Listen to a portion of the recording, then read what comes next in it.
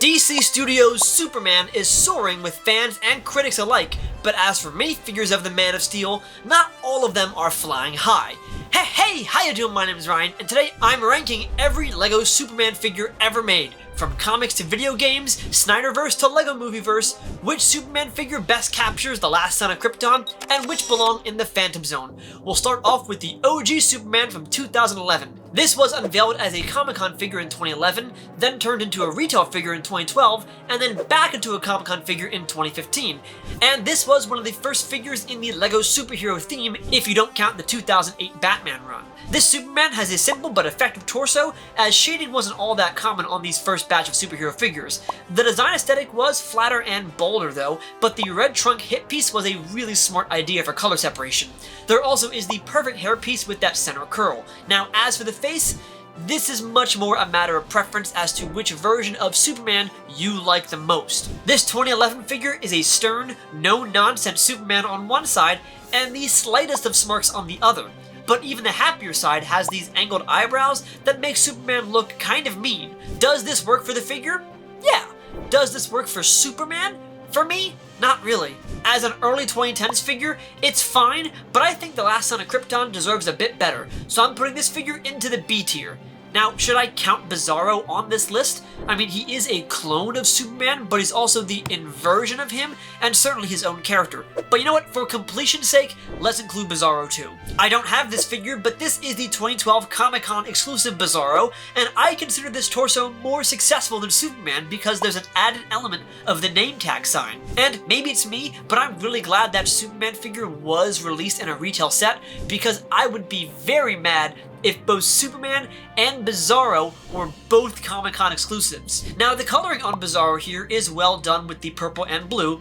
The face, though, I'm kind of torn on. I love the cracking effects on the skin, but the minor difference in tone between the black eyes and the dark circles make the effect a bit muddy. Same with the mouth, where the dark teeth don't have enough brightness or contrast compared to the black mouth. And I checked multiple images of this Bizarro to make sure it wasn't a photo issue, but a design issue. So for that reason, I'm putting this figure into the B tier. Next up is the Man of Steel figure from 2013. Our first movie Superman already makes some very smart decisions with the figure design. The dark blue looks incredible and the red and gold emblem pop beautifully. The added detail lines in silver and gold match the Snyder costume and even move on to the legs for some nice detail across the entire figure.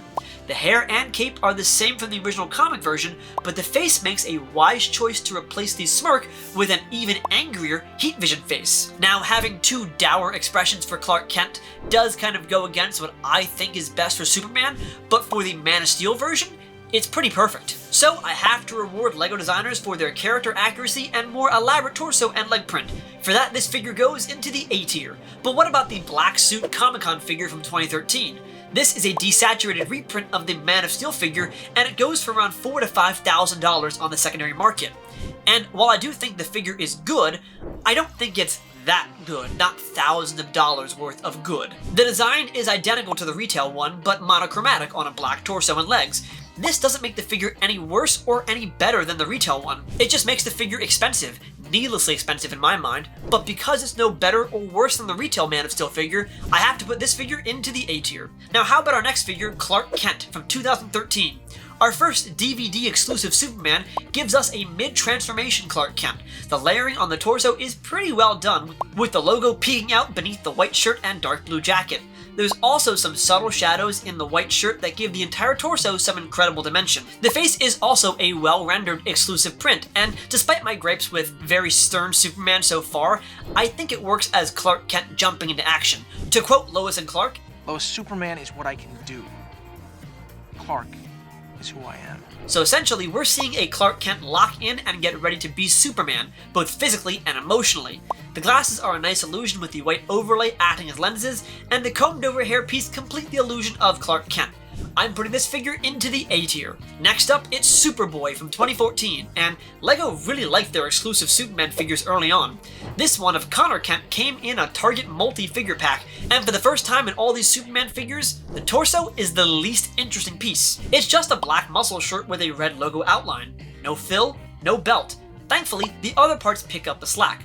The exclusive jeans are great with the brown belt and gold stitching on the pockets. The dual-colored arms with a black shirt sleeve is perfect. The face also fits a younger man trying to forge his own identity despite being a genetically altered clone of Kal-El. Or maybe he's just reading all the convoluted lore post-death of Superman. Either way, I'm putting this figure into the A tier. Next up is the retail Darkseid Invasion figure from 2015, and this is where the creativity for all the non-movie figures kind of stops for a few years. Almost every subsequent figure is going to use this torso, these legs, and some pre-existing Superman head and hair configuration. This 2015 figure is identical to the 2011 one, but with the newer cloth cape instead of the starched fabric one. Does it make a difference? No, not really, not for me at least.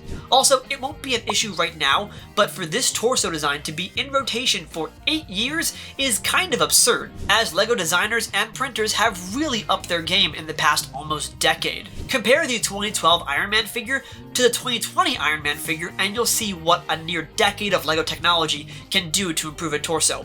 But for now, this design, it works, but I'm putting this figure into the B tier. How about another retail Superman from 2015? This one from the Brainiac set.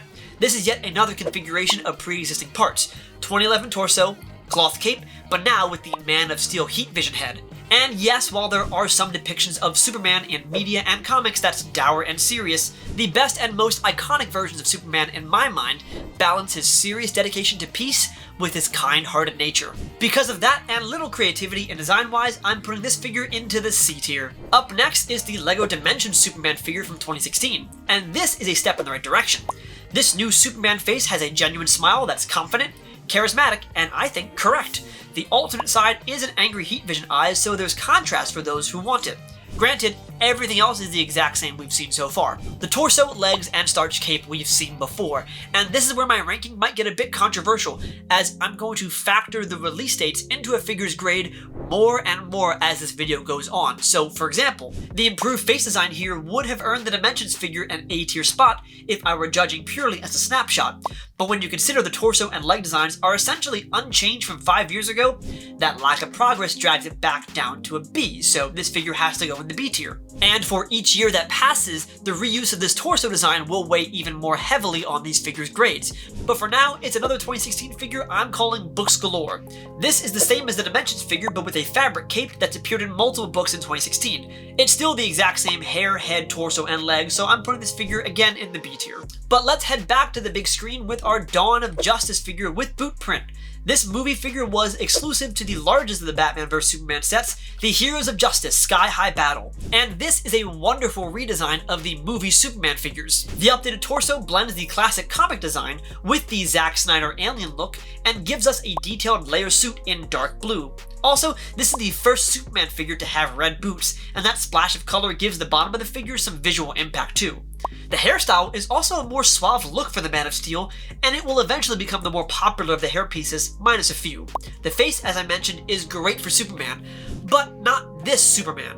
Henry Cavill as the Man of Steel maybe cracks a smile 10 times in the movie, so to have a smile for one of his figures doesn't really work in my opinion. Superman does get happier in the Justice League reshot sections, but that's not this figure. So for accuracy's sake, I can't go S tier and have to go with A tier. But we have one more figure from Dawn of Justice, it's the no boot variation.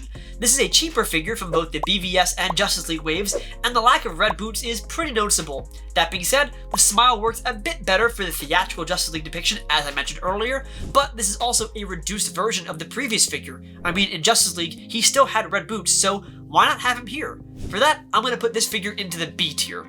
B for boots, if you will. Now, what about the Mighty Micro figure from 2017? The Mighty Micros were all about taste, and I was really never fond of this art style. The torso here is just an even more simplified comic design, with a larger logo and belt, but no muscle lines or details.